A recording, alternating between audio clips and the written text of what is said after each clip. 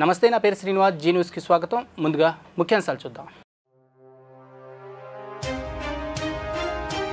మాజీ సీఎం జగన్పై కేసు నమోదు. జగన్తో పాటు సిఐడి మాజీ డీజీ సునీల్ కుమార్పై కేసు నమోదు. టీడీపీ ఎమ్మెల్యే రఘురామకృష్ణరాజు ఫిర్యాదుతో నగరంపాలెం పిఎస్లో కేసు నమోదు. కస్టడీ సమయంలో తనపై హత్యాయత్నం చేశారని ఫిర్యాదు.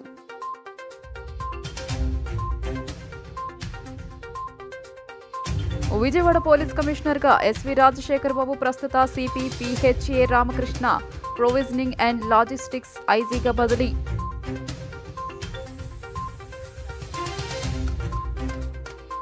గన్నవరం ఎయిర్పోర్ట్ అథారిటీ కమిటీ సమావేశంకు హాజరైన airport authority committee vice chairman Vijayawada MP Kesineni Chinni, Gannavaram MLA Yarlagadda Venkatrao. Vijayawada airport international ఎయిర్పోర్ట్గా అభివృద్ధి చేసి రాష్ట్రంలోని నెంబర్ 1 స్థాయిలో నిలుపుతామని వెల్లడి.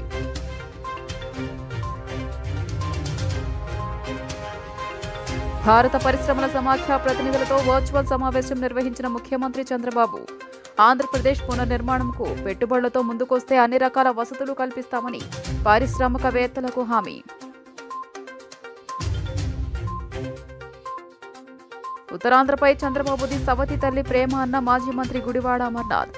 గతంలో ఉత్తరాంధ్ర అభివృద్ధికి సహకరించని చంద్రబాబు నేడు వైసీపీని నిందించడం విడ్డూరంగా ఉందంటూ మండిపాటు. ఆంధ్రప్రదేశ్ను పునర్నిర్మాణం చేస్తున్నామని, పెట్టుబడులతో ముందుకొస్తే అన్ని రకాల వసతులు కల్పిస్తామని పారిశ్రామికవేత్తలకు సీఎం చంద్రబాబు పిలుపునిచ్చారు.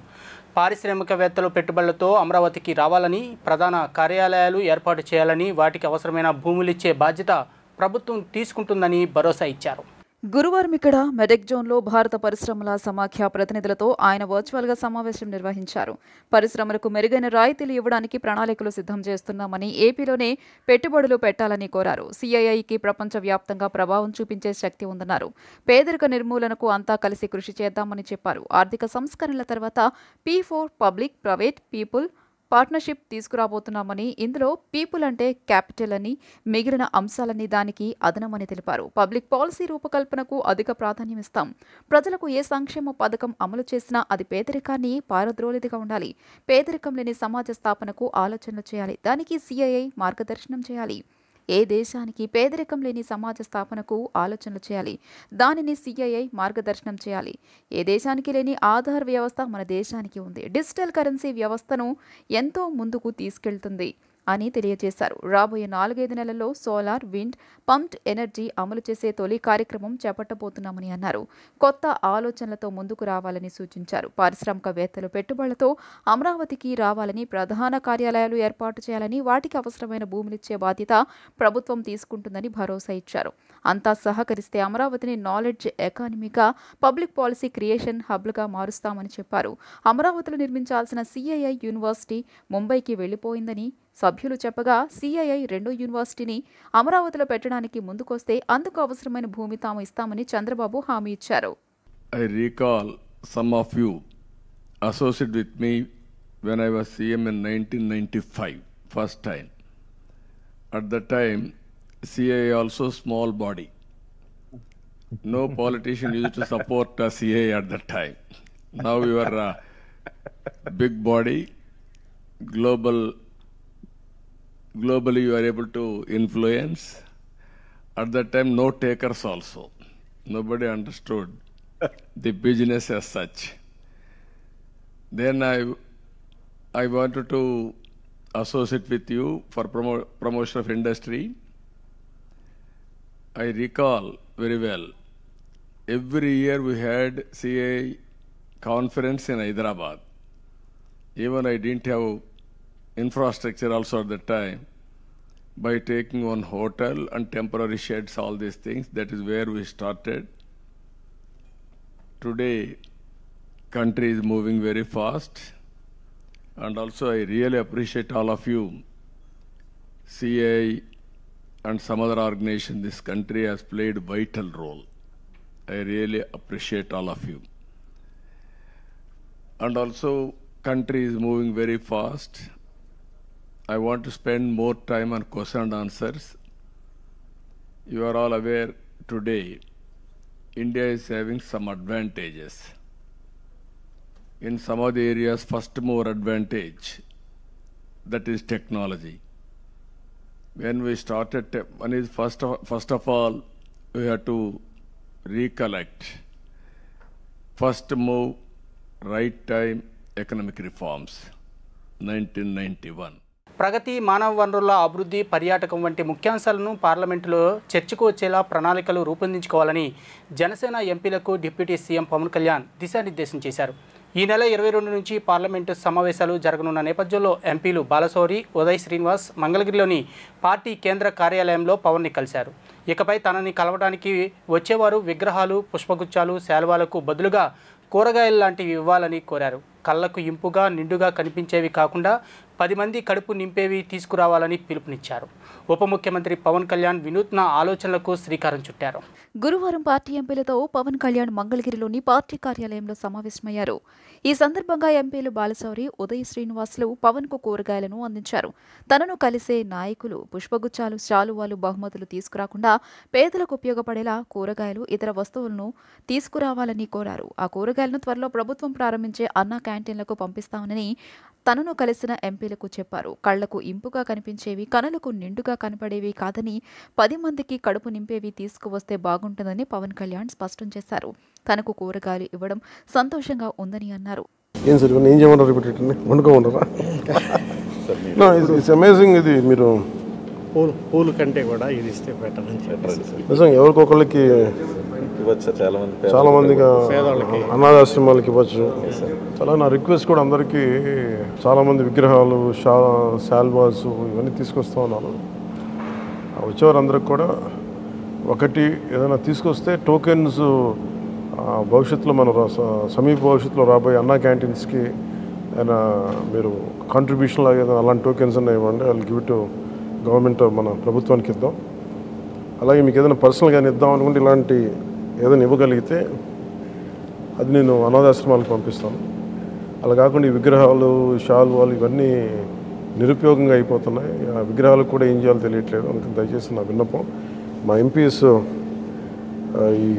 ఇది స్టార్ట్ చేశారు, ఇనిషియేట్ చేశారు. ఇట్లా మనస్ఫూర్తిగా వారి స్ఫూర్తిని తీసుకొని అందరిని దయచేసి కూరగాయలు ఇవ్వమని కాదు కానీ ఫ్లవర్ బుకేస్తో మనీ వేస్ట్ చేయొద్దు, విగ్రహాల కోసం ఇబ్బంది పడద్దు, షాల్స్ కూడా తేకండి. నా రిక్వెస్ట్ అదొకటి. ఏదైనా చేయగలిగితే నాకు చేయకపోయినా పర్లేదు కానీ అట్లీస్ట్ అది ప్రజలకిను కష్టాలు ఉన్న వాళ్ళకి ఉపయోగపడేలా చేయండి. More than happy for that. Thank you sir. Thank you very much. YCP అధినేత మాజీ సీఎం జగన్మోహన్ రెడ్డికి బిగ్ షాక్ తగిలింది. వైసీపీ అధినేత మాజీ సీఎం జగన్పై కేసు నమోదైంది. ఎమ్మెల్యే రఘురామకృష్ణరాజు ఫిర్యాదుతో జగన్, అప్పటి సిఐడి డీజీ సునీల్ కుమార్పై గుంటూరు పోలీసులు కేసు నమోదు చేశారు. జగన్ సీఎంగా ఉన్న సమయంలో ఆయన ఒత్తిడితోనే 2021 మే 14న తనను సునీల్ కుమార్ చిత్రహింసలు పెట్టారని రఘురామకృష్ణరాజు ఫిర్యాదు చేశారు. అప్పుడు తనను కొట్టడమే కాకుండా హత్యాయత్నం చేశారని అందులో పేర్కొన్నారు. నగరంలోని కలెక్టర్ విడిది కార్యాలయంలో విజయవాడ ఎంపీ కేశినేని శివనాథ్ వివిధ శాఖల అధికారులతో గురువారం తొలి సమీక్షా సమావేశం నిర్వహించారు. ప్రజలు, రైతులు ఎదుర్కొంటున్న సమస్యల పరిష్కారానికి దిశానిర్దేశం చేశారు. విజయవాడలో ట్రాఫిక్ రద్దీ నివారణలో భాగంగా చిన్నవుటపల్లి, గొల్లపూడి, కాజా బైపాస్ రహదారి నిర్మాణ పనులను సత్వరమే పూర్తి చేయాలని ఆదేశించారు. సదరు బైపాస్ రోడ్లో హెబ్రీ విద్యుత్ లైన్లు, టవర్ల మార్పిడి పనులను త్వరితగతిన పూర్తి చేయాలని సూచించారు. చెన్నై, కోల్కతా మార్గంలో నగరంలోని మహానాడు రోడ్డు నుంచి నిర్మాణూరు వరకు మెగా పైవంతెన పనులకు సంబంధించి సమగ్ర ప్రాజెక్టు నివేదిక రూపకల్పనపై దృష్టి పెట్టాలని సూచించారు. విజయవాడ, ఖమ్మం గ్రీన్ఫీల్డ్ జాతీయ రహదారిపై ఆరా తీశారు. రహదారుల విస్తరణ, సర్వీస్ రోడ్ల ఏర్పాటు వంటి పనులను పూర్తి చేయాలని సూచించారు. ఏకుండూరు మండలంలో మూత్రపిండ వ్యాధి నివారణకు శాశ్వత చర్యలు తీసుకోవాలని ఎంపీ సూచించారు. విజయవాడ అంతర్జాతీయ విమానాశ్రయాన్ని అభివృద్ధి చేసి రాష్ట్రంలో నెంబర్ 1 స్థాయిలో నిలుపుతామని ఎయిర్పోర్ట్ అభివృద్ధి committee vice chairman Vijayawada MP Kesineni Chinni అన్నారు. గత వైసీపీ ప్రభుత్వం 5 సంవత్సరాలు ఎయిర్పోర్ట్ పనులు నిలిపేసి చోద్యం చూశారని విమర్శించారు. తమ ఎన్డీఏ ప్రభుత్వంలో కేవలం 9 నెలల్లోనే ఎయిర్పోర్ట్ అంతర్జాతీయ టెర్మినల్ను పూర్తి చేసి ప్రజలకు అంకితం చేస్తామని స్పష్టం చేశారు.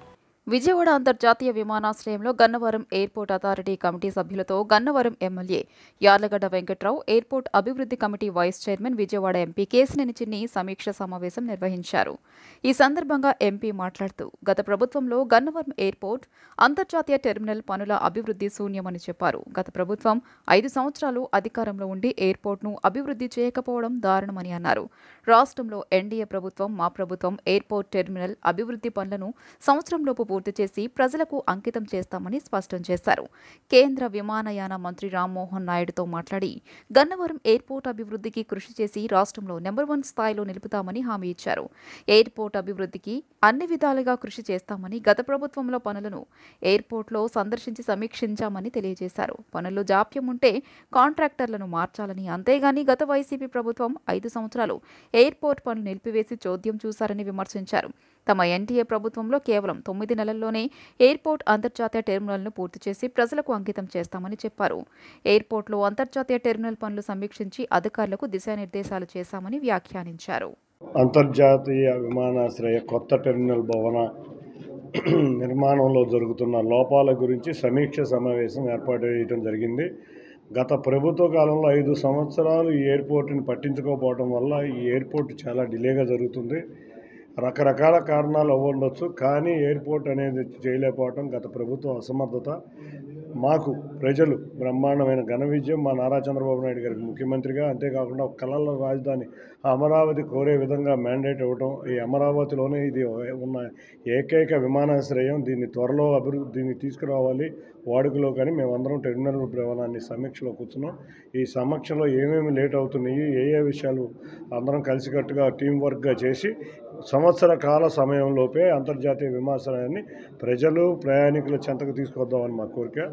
కాబట్టి అందరం సమీక్షించుకున్నాం. తప్పకుండా సంవత్సరం లోపల మా యువ నాయకుడు కేంద్ర మంత్రి మన రామ్మోహన్ గారి ఆధ్వర్యంలో, అంతేకాకుండా మా నాయకుడు నారా చంద్రబాబు నాయుడు గారి ఆశీస్సులతో, మా యువ నాయకుడు లోకేష్ గారి యొక్క కృషితో, అంతేకాకుండా పవన్ కళ్యాణ్ గారి మా నాయకుడు పవన్ కళ్యాణ్ గారి సహకారంతో, బీజేపీ పార్టీ వారి సహకారంతో ఈ ఎయిర్పోర్ట్ని సంవత్సర కాల సమయంలో ప్రజల వద్దకు తీసుకొస్తాం. తప్పకుండా సమీక్షించాం. ఏదైతే రాష్ట్ర ప్రభుత్వం నుంచి రావాల్సిన పనులు ఏమన్నా ఉంటే వెంటనే దాన్ని సమీక్షించి చంద్రబాబు నాయుడు గారి దృష్టికి తీసుకెళ్లి పరిష్కరించే విధంగా కృషి చేస్తాం. చిన్న సమస్యలే ఉన్నాయి రాష్ట్ర ప్రభుత్వం నుంచి. మేజర్గా కాంట్రాక్టర్ డిలేనే ఎక్కువ జరిగింది. కాంట్రాక్టర్ డిలేలో కూడా స్టేట్ గవర్నమెంట్ సపోర్ట్ లేకపోవడం వల్ల ఇది జరగటం జరిగింది. కాబట్టి మేమందరం కలిసికట్టుగా ఉండి సంవత్సర కాల సమయంలో ఈ ఎయిర్పోర్ట్ని అందరికీ అందుబాటులో తీసుకుంటాం. నగర కొత్త పోలీస్ కమిషనర్గా ఎస్వి రాజశేఖర్ బాబు నియమితులయ్యారు. 2006 ఐపీఎస్ బ్యాచ్కు చెందిన రాజశేఖర్ బాబు ప్రస్తుతం రాష్ట్ర స్థాయి పోలీస్ రిక్రూట్మెంట్ బోర్డు చైర్మన్గా పనిచేస్తున్నారు.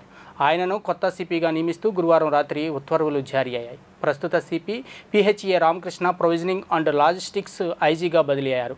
ఏప్రిల్ 24న రామకృష్ణను ఎన్నికల కమిషన్ సిపిగా నియమించడంతో 24న బాధ్యతలు తీసుకున్నారు. అప్పటి నుంచి నగర సిపిగా కొనసాగుతున్నారు. సాధారణ బదిలీలో భాగంగా గురువారం రాత్రి పలువురు ఐపీఎస్ అధికారులకు ప్రభుత్వం స్థానచలనం కలిగించిన సంగతి తెలిసిందే. 4 సార్లు ముఖ్యమంత్రిగా పనిచేసిన చంద్రబాబు నాయుడు ఉత్తరాంధ్రకు ఏమీ చేయకుండా ఇప్పుడు చవితి తల్లి ప్రేమ చూపిస్తున్నారని మాజీ మంత్రి వైసీపీ నేత గుడివాడ అమర్నాథ్ ఆగ్రహం వ్యక్తం చేశారు. ఇన్నాళ్లు చంద్రబాబు ఒక ప్రాంతానికే పరిమితమై పరిపాలన కొనసాగించారని విమర్శించారు. భోగాపురం ఇంటర్నేషనల్ ఎయిర్పోర్టుకు కావాల్సిన అనుమతులన్నీ జగన్ తీసుకొచ్చి పనులు మొదలు పెడితే ఇప్పుడు వచ్చి నేనే అన్నీ చేసినట్లు చంద్రబాబు మాట్లాడుతుండటం ఆశ్చర్యాన్ని కలిగిస్తుందని అమర్నాథ్ అన్నారు. ఉత్తరాంధ్రపై ఏపీ సీఎం నారా చంద్రబాబు నాయుడిది సవతి తల్లి ప్రేమ అని మాజీ మంత్రి గూడివాడ అమర్నాథ్ మండిపడ్డారు. ముఖ్యమంత్రిగా ఆయన ఏం చేస్తారో చెప్పకుండా వైసీపీని నిందించడానికి పరిమితమయ్యారు అని ఆగ్రహం వ్యక్తం చేశారు. చంద్రబాబుకున్న మార్కెటింగ్ స్కిల్స్ ప్రపంచంలో మరే రాజకీయ నాయకుడికి ఉండవు అంటూ మాజీ మంత్రి ఎద్దేవా చేశారు. భోగాపురం ఎయిర్పోర్టుకు ఉన్న భూ సమస్యలు సహా అన్ని పరిష్కరించి వైసీపీ ప్రభుత్వం హయాంలో పనులు ప్రారంభమయ్యాయి. భోగాపురం ఎయిర్పోర్టు పనులు ప్రారంభించిన నాటికి ప్రభుత్వం దగ్గర 377 ఎకరాల భూమి మాత్రమే ఉంది. పరిహారం కోర్టు కేసులు ఎదుర్కొని ముందుకు వెళ్లామని గుడివాడ అమర్నాథ్ పేర్కొన్నారు.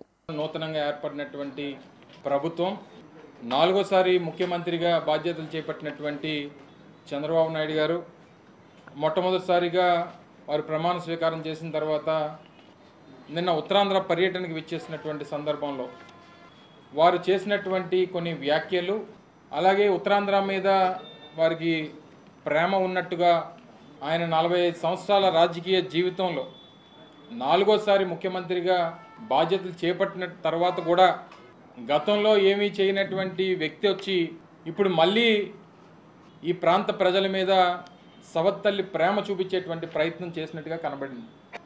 సహజంగా ఏ ముఖ్యమంత్రి అయినా గతంలో పనిచేసినటువంటి సందర్భంలో చేపట్టినటువంటి కార్యక్రమాల గురించో లేదా ఈ ప్రాంతం మీద ఎందుకంటే ఉమ్మడి రాష్ట్రానికి ఆయన 9 సంవత్సరాలు ముఖ్యమంత్రిగా, తర్వాత రాష్ట్ర విభజన జరిగిన తర్వాత మొట్టమొదటిసారిగా ఆయనకి రాష్ట్ర ప్రజలు అవకాశం ఇచ్చారు. ఆ 5 సంవత్సరాలు కూడా కేవలం ఒక ప్రాంతం మీద,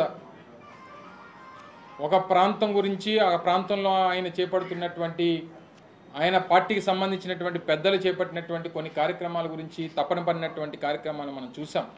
ఏదేమైనప్పటికీ వారు ముఖ్యమంత్రిగా తొలిసారి ఉత్తరాంధ్ర వచ్చినప్పుడు భవిష్యత్ కార్యక్రమాలు ఏంటి అనేటువంటివి చెప్పాల్సినటువంటి బాధ్యత, రానటువంటి కాలంలో ఈ ప్రాంతానికి ఏం చేస్తాం అనేటువంటిది చెప్పాల్సినటువంటి బాధ్యత సహజంగా ఉంటుంది. కాబట్టి అవన్నీ పక్కన పెట్టి ఇంకా జగన్మోహన్ రెడ్డి గారిని నిందించేటువంటి కార్యక్రమం, ఈ ప్రాంతానికి వైఎస్ఆర్ కాంగ్రెస్ పార్టీ ప్రభుత్వం గతంలో 5 సంవత్సరాలు ఏదో అన్యాయం చేసినట్టుగా వారు చిత్రీకరించేటువంటి ప్రయత్నం మనం చూసాం.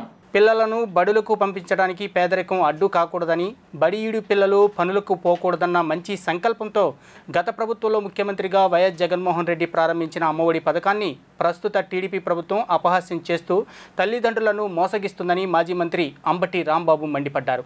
తల్లికి వందనం పథకానికి సంబంధించి కూటమి ప్రభుత్వం జారీ చేసిన జీవో 29ని చదివితే చాలా అనుమానాలు కలుగుతున్నాయని అన్నారు. తాడేపల్లిలోని వైఎస్ఆర్సీపీ కేంద్ర కార్యాలయంలో గురువారం ఆయన మీడియాతో మాట్లాడారు. చదువుకునే పిల్లలున్న తల్లులకు ఏటా 15,000 రూపాయలు ఇవ్వడం ద్వారా పేదరికంలో ఉన్న వాళ్లకు వైఎస్ జగన్ మేలు చేశారని చెప్పారు. ప్రపంచంలో ఎక్కడ ఏ ముఖ్యమంత్రి, ఏ నాయకుడు చేయనటువంటి వినూత్న ఆలోచన చేసిన నేత ఒక్క జగన్ మాత్రమేనని స్పష్టం చేశారు. ఈ ఒక్క పథకానికి ఏకంగా 26,000 కోట్ల రూపాయలు తల్లుల ఖాతాల్లోకి జమ చేశారన్నారు. 5 ఏళ్ల తమ ప్రభుత్వ హయాంలో అమలు చేసిన అమ్మఒడి పథకాన్ని తెలుగుదేశం కూటమి కాపీ కొట్టడమే కాక మాట నిలుపుకోలేదని ధ్వజమెత్తారు. ఇంటిలో ఎంతమంది చదువుకున్నా జగన్ ఒక్కరికే 15,000 రూపాయలు ఇస్తున్నారు. మమ్మల్ని అధికారంలోకి తీసుకొస్తే ఒకరైతే 15,000 రూపాయలు, ఇద్దరుంటే 30,000 రూపాయలు, ముగ్గురుంటే 45,000 రూపాయలు, నలుగురు పిల్లలుంటే 60,000 రూపాయలు అందజేస్తామని ప్రకటిస్తే ప్రజలు ఆకర్షితులై ఓట్లేసి గెలిపించారు. ఇచ్చిన మాట నిలబెట్టుకోవాల్సిన బాధ్యత చంద్రబాబు నాయుడికి ఉందా లేదా అని నిలదీశారు. ఇదే విషయాన్ని ప్రతి బహిరంగ సభలో కూడా చంద్రబాబు, లోకేష్, పవన్ కళ్యాణ్తో పాటు కూటమి నేతలంతా ప్రచారం చేశారని చెప్పారు. వారి ప్రచారానికి సంబంధించిన వీడియోలను మీడియా సమావేశంలో ప్రదర్శించారు. ఇంటింటికి వెళ్ళి ఒకచోట నలుగురు పిల్లలు కనపడితే అమ్మ నీకు 15,000, నీకు 15,000, నీకు 15,000, నీకు 15,000, నలుగురికి 60,000 వచ్చేస్తాయి గుద్దేని సైకిల్ మీద అని సైకిల్ వేసుకెళ్ళి చెప్పాడు ఆయన. ఇంటింటికి వెళ్ళి ప్రచారం చేశారు. శభాష్, తప్పు లేదు. మీరు మేనిఫెస్టోలో పెట్టారు, వాగ్దానం చేశారు, సూపర్ 6లో పెట్టారు, ప్రచారం చేసుకున్నారు, ఓట్లు వేసుకున్నారు, అధికారంలోకి వచ్చారు. ఏం చేయాలి ఇప్పుడు? అమలు చేయాలా లేదా? అమలు చేయాల్సిన బాధ్యత మీకుందా లేదా? ఇది తల్లికి వందనమా? కాదే. తల్లికి మోసం కాదా అని అడుగుతా ఉన్నా నారా చంద్రబాబు నాయుడు గారు. అదేవిధంగా కూటమి నాయకులు ఆలోచన చేయమని మనవి చేస్తున్నా. ఇవాళ మీరు చేసినటువంటి పని ఎంత దారుణమైనటువంటి అంశం అంటే, ఎంతమంది ఉన్నారండి తల్లులు ఈ రాష్ట్రంలో? మా లెక్క ప్రకారం లాస్ట్ టైం ఇప్పుడు పెరిగి ఉంటారు. 42,61,965 మంది తల్లులు 2023లో ఆ తల్లుల ఖాతాల్లో జగన్మోహన్ రెడ్డి గారు వేశారు. 6,392 కోట్ల రూపాయలు ఆ రోజున వేయటం జరిగింది. అంతమంది తల్లుల్ని మోసం చేయటం కాదా అని అడుగుతా ఉన్నా నారా చంద్రబాబు నాయుడు గారు. ద్విచక్ర వాహనం నడిపే ప్రతి ఒక్కరూ తప్పనిసరిగా హెల్మెట్ ధరించాలని 2nd additional district court judge Satyananda తెలిపారు. హైకోర్టు చీఫ్ జస్టిస్ ఆదేశాల మేరకు రోడ్డు ప్రమాదాల నివారణకు హెల్మెట్ ధారణపై అవగాహన కార్యక్రమాలు నిర్వహిస్తున్నారు. హెల్మెట్ రక్షణ కవచం లాంటిదని ద్విచక్ర వాహనదారులు తప్పనిసరిగా ఈ నిబంధన పాటించాలన్నారు. ద్విచక్ర వాహనదారులు హెల్మెట్ ధారణతో ప్రాణాలు కాపాడుకోవాలని నినాదంతో బెజవాడ బార్ అసోసియేషన్ ఆధ్వర్యంలో అవగాహన కార్యక్రమం నిర్వహించారు. బందర్ రోడ్ కలెక్టర్ కార్యాలయం నుండి మొదలైన ర్యాలీని 2nd additional district court judge Satyanandam ప్రారంభించారు. ఈ ర్యాలీని ప్రారంభించిన జడ్జి మీడియాతో మాట్లాడుతూ వాహనదారులు హెల్మెట్ ధరించకపోతే ఉన్నత న్యాయస్థానం ఆదేశాల మేరకు చట్టపరమైన చర్యలు తీసుకోవడం జరుగుతుందని చెప్పారు. లేని పక్షంలో ఎంవీఐ యాక్ట్ ప్రకారం కఠిన చర్యలు తప్పవన్నారు. మద్యం సేవించి వాహనాలు నడపడం, సెల్ ఫోన్లో మాట్లాడుతూ డ్రైవ్ చేయడం, పరిమితికి మించి ప్రయాణికులు వాహనాల్లో వెళ్లడం వంటి వాటిని నియంత్రించగలిగితే రోడ్డు ప్రమాదాలు జరగవని అన్నారు. రోడ్డు ప్రమాదాల నివారణ కోసం వాహనదారులు హెల్మెట్లు ధరించాలని కోరారు. మోటార్ సైకిల్స్ మీద వెళ్తున్న వాళ్ళు హెడ్ గేర్ లేకుండా అంటే హెల్మెట్ లేకుండా ప్రయాణాలు చేస్తున్నారు. కనుక ప్రజలందరికీ మెట్రోపాలిటన్ సిటీస్లో ముఖ్యంగా మన విజయవాడలో ఉన్న వాళ్ళందరికీ హెల్మెట్ ధారణ ఎంత ముఖ్యమో అది అవగాహన కల్పించాలనే ఉద్దేశంతో ఆర్డర్స్ పాస్ చేశారు మన గౌరవనీయ చీఫ్ జస్టిస్ గారు హైకోర్టు తరఫున.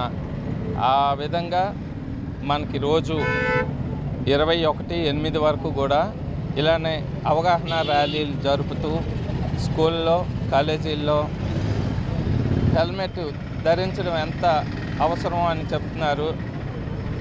చెప్పాలని ఈ కార్యక్రమాలు ఏర్పాటు చేశారు. అలా ఈరోజు విజయవాడ బార్ అసోసియేషన్ వారితో కలిసి మన న్యాయస్థానాల సముదాయం నుంచి న్యాయమూర్తులు, మిగతా స్టాఫ్ అందరూ కలిసి ర్యాలీ చేస్తున్నారు ప్రజలకు అవగాహన కల్పించడం కోసమే. ముఖ్యంగా ఈ మనం శిరస్త్రాణం ధరించకపోవడం అనేది నేరం కూడా. దానికి 1 సంవత్సరం 1000 రూపాయల వరకు ఫైన్ విధించవచ్చు. అంతేకాకుండా ముఖ్యంగా ఈ నేరం అనేది అవునా కాకపోయినా మనం శిరస్త్రాణం ధరించకుండా రోడ్డు మీదకి వచ్చి ప్రమాదానికి గురైతే మన తాలూకా కుటుంబ సభ్యులు చాలా ఇబ్బంది పడతారు. ఇంకా తలని అనేది, శిరస్సు అనేది చాలా ముఖ్యమైన అవయవం మన శరీరంలో. దానికి దెబ్బతగిలితే మనం కోమాలోకి వెళ్ళిపోవటం లేదా చాలా ప్రమాదకరమైన పరిస్థితులు అనుభవించాల్సి వస్తుంది. అలాంటివన్నీ అవాయిడ్ చేయడానికి మనం శిరస్త్రాణం తప్పనిసరిగా ధరించాలి. మా హైకోర్టు వారు చెప్పిన విధంగా మా విజయవాడ మెట్రోపాలిటన్ సెషన్ జడ్జి గారు సత్యానంద్ గారు ఇచ్చిన పిలుపు మేరకు మరి బెజవాడ బారేషన్ను అందరం కూడా సోషల్ అవేర్నెస్ ప్రోగ్రాంలో భాగంగా ప్రతి ఒక్కరు కూడా హెల్మెట్ ధరించి, బైక్ ఉన్నటువంటి ప్రతి ఒక్కరు కూడా హెల్మెట్ ధరించి డ్రైవ్ చేసి తన ప్రాణాలను కాపాడుకోవాలని చెప్పని మేమందరం కూడా ఒక సమాజంలో ఒక స్ఫూర్తిగా తీసుకుని మార్పు కోసం ప్రయత్నంగా బెజవాడ బారేషన్ ముందుకు వచ్చింది. అందరూ కూడా దాన్ని యాక్సెప్ట్ చేసి ప్రతి ఒక్కరు కూడా హెల్మెట్ పెట్టిన బయట రావాలని చెప్పని మీ అందరికి కూడా మేము వినయపూర్వకంగా తెలియజేస్తున్నాం. ఈ కార్యక్రమంలో బెజవాడ బార్ అసోసియేషన్ ప్రతినిధులు, సీనియర్ న్యాయవాదులు పాల్గొన్నారు. వైద్య విద్యా వ్యాపారీకరణను అడ్డుకోవాలని, మెరిట్ విద్యార్థులకు న్యాయం చేయాలని రాష్ట్ర ప్రభుత్వాన్ని AP medico parents association demand చేసింది.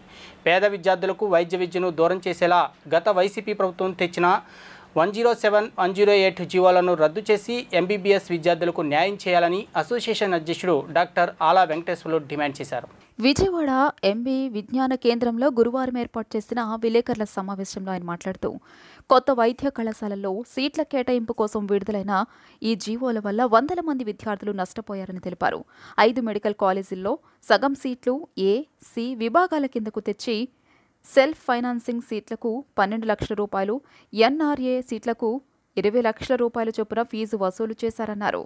107, 108 జీవోల ప్రకారం ప్రభుత్వ వైద్య కళాశాలలోని సీట్లలో 35% సెల్ఫ్ ఫైనాన్సింగ్ సీట్లుగా, 15% ఎస్ఆర్ సీట్లుగా ప్రకటించినట్లు తెలిపారు. ప్రభుత్వ నిధులతో నిర్మించిన కాలేజీల్లో ఎంబీబీఎస్ సీట్లను సెల్ఫ్ ఫైనాన్స్ పేరుతో అమ్ముకోవడం తగదన్నారు. రూల్ ఆఫ్ రిజర్వేషన్లు పాటించకుండా SC, ST, BC, minority, EWS రిజర్వేషన్లను ఈ 2 విభాగాల్లో లేకుండా చేయడం అన్యాయమన్నారు. బీసీ విభాగాల్లోని సీట్లు కేవలం డబ్బున్న వారికేనని, ఈ విద్యార్థులకు ఫీజు రియంబర్స్మెంట్ వసతి లేదని వెల్లడించారు. రాష్ట్రంలోని కొత్త వైద్య కళాశాలల్లోనే కాకుండా రాబోయే ప్రభుత్వ కళాశాలలోనూ ఇదే పద్ధతి అమలవుతోందని తెలిపారు. ప్రస్తుతానికి మెడికల్ అడ్మిషన్లను ఎన్డీఏ వాయిదా వేసిందని గుర్తు చేశారు. చంద్రబాబు ప్రభుత్వం ఈ విషయంలో జోక్యం చేసుకుని ఆ జీవోలు రద్దు చేయాలని, merit SC, ST, BC, minority, EWS విద్యార్థులకు న్యాయం చేయాలని వెంకటేశ్వర్లు డిమాండ్ చేశారు. సమావేశంలో అడ్వకేట్ ఠాగూర్ యాదవ్, చంద్రశేఖర్ పాల్గొన్నారు. ప్రభుత్వం మెడికల్ అడ్మిషన్ సంబంధించి జీరో నంబర్ 107, 108 అనేది 2 జీవోలు తీసుకొచ్చింది. దాని ప్రకారం ఏంటంటే ప్రభుత్వ మెడికల్ కాలేజీలో నూతనంగా ఏర్పడినటువంటి ప్రభుత్వ మెడికల్ కాలేజీలో 50% ఆఫ్ సీట్స్ని పేమెంట్ సీట్స్గా మార్చింది. గతంలో ఎన్నడూ ఈ విధంగా జరగలేదు. ప్రభుత్వ మెడికల్ కాలేజీలో ఉన్నటువంటి పూర్తిగా సీట్లన్నీ కూడా మెరిట్ ఆధారంగా ఇచ్చేవాడు. అయితే ఈ విధంగా 50% సీట్స్ను మార్చడం వల్ల ఒకటి ఏంటంటే ప్రతిభావంతులైనటువంటి మెరిటోరియస్ విద్యార్థులు, అందులో జనరల్ కేటగిరీ విద్యార్థులు కానీ అందరూ కూడా నష్టపోతున్నారు. రెండోది ఏంటంటే చట్టపరంగా ప్రభుత్వ విద్యాలయాల్లో ఎస్సీ, ఎస్టీ, బీసీ తర్వాత ఈడబ్ల్యూఎస్కి దక్కవలసినటువంటి రిజర్వేషన్లు అందులో దక్కకుండా పోతున్నాయి. కాబట్టి ఇన్ని రకాలుగా ఇవి విద్యార్థులకు అన్యాయం గురి చేస్తున్నాయి. అట్లే కాకుండా ఇవాళ ప్రభుత్వం వేలవేస్తుంది మెడికల్ సీట్లను కాదండి, ప్రతిభావంతులు ఉన్నటువంటి విద్యార్థుల జీవితాన్ని వేలవేస్తున్నట్లుంది. కాబట్టి ఎట్టి పరిస్థితుల్లోనూ ఈ యొక్క 2 జీవోల్ని, విద్యార్థి వ్యతిరేకమైనటువంటి ఈ జీవోల్ని ఉపసంహరించుకోవాల్సిందిగా ఈ రాష్ట్ర ప్రభుత్వాన్ని మేము 107, 108 జీవోలండి అటు మెరిట్ని ఇటు రిజర్వేషన్ వాళ్ళని ఇద్దరిని కూడా ఇబ్బంది పెట్టే ఈ జీవోలు ఏర్పడి ఉన్నాయి సార్. ఏదైతే సుప్రీంకోర్టు మనకి ఇచ్చిన గైడ్లైన్స్ ప్రకారం రూల్ ఆఫ్ రిజర్వేషన్ 100 సీట్లు ఉంటే 50% సీట్లు రిజర్వేషన్స్కి ఇవ్వాలండి, 50% సీట్లు మెరిట్కి ఇవ్వాలి సార్. ఈ జీవో యొక్క ఉద్దేశం ఏంటంటే 50% సీట్లలో రిజర్వేషన్లో 25% మాత్రమే రిజర్వేషన్కి పొందుపరిచి ఉందండి. ఏదైతే మెరిట్లో 50% ఉండాలో 25% మాత్రమే మెరిట్ ఇవ్వబడుతుందండి. అంటే ఒక 100 సీట్లలో 50 మెరిట్ 50 రిజర్వేషన్ ఉండాల్సిన చోట ఈ జీవోల వల్ల 25 మెరిట్ 25 రిజర్వేషన్ల వరకు మాత్రమే కుదించబడి మిగతా 50 సీట్లు కూడా ప్రభుత్వమే ఒక 35% సెల్ఫ్ ఫైనాన్స్ గాను ఒక 15% ఎన్ఆర్ఐ కోటాగా అమ్ముకునే విధంగా అటు మెరిట్ వాళ్ళని నష్టపరిచారండి, ఇటు సుప్రీంకోర్టు గైడ్లైన్స్ ఏదైతే బాబాసాహెబ్ అంబేద్కర్ గారు పొందుపరిచిన రాజ్యాంగంలో ఉన్న రిజర్వేషన్ ధర్మాన్ని కూడా ఈ జీవోలు పాటించట్లేదని మా ఉద్దేశం సార్. కనుక ఖచ్చితంగా ఈ జీవోలు రద్దు చేయబడి ఉండాలి. నా పేరు చంద్రశేఖర్ అండి, పేరెంట్స్ తరఫున నేను వచ్చాను సార్. లోగడ కేసీఆర్ గారి మీద జీవో నెంబర్ 72కి వ్యతిరేకంగా మేము కేసులు వేసి పోరాడాము సార్. అలాగే 107, 108 ఏదైతే గత ప్రభుత్వం ఇచ్చిన జీవోల మీద కూడా మేము కేసులు వేసి పోరాడుతూ ఉన్నాం. జీ న్యూస్ ముగించే ముందు ముఖ్యాంశాలు మరోసారి చూద్దాం. మాజీ సీఎం జగన్ పై కేసు నమోదు. జగన్తో పాటు సిఐడి మాజీ డీజీ సునీల్ కుమార్ పై కేసు నమోదు.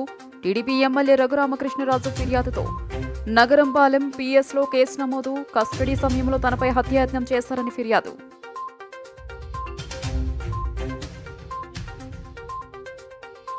విజయవాడ పోలీస్ కమిషనర్గా ఎస్వి రాజశేఖర్ బాబు ప్రస్తుత CP PHA Ramakrishna provisioning and logistics ఐజీగా బదిలీ.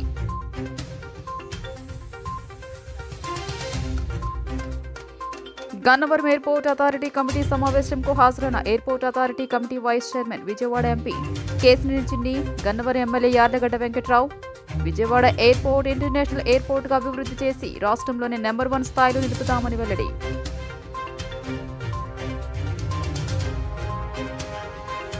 భారత పరిశ్రమల సమాఖ్య ప్రతినిధులతో వర్చువల్ సమావేశం నిర్వహించిన ముఖ్యమంత్రి చంద్రబాబు ఆంధ్రప్రదేశ్ పునర్నిర్మాణంకు పెట్టుబడులతో ముందుకొస్తే అన్ని రకాల వసతులు కల్పిస్తామని పారిశ్రామికవేత్తలకు హామీ. ఉత్తరాంధ్రపై చంద్రబాబుది సవతి తల్లి ప్రేమ అన్న మాజీ మంత్రి గుడివాడ అమర్నాథ్. గతంలో ఉత్తరాంధ్ర అభివృద్ధికి సహకరించని చంద్రబాబు నేడు వైసీపీని నిందించడం విడ్డూరంగా ఉందంటూ మండిపాటు.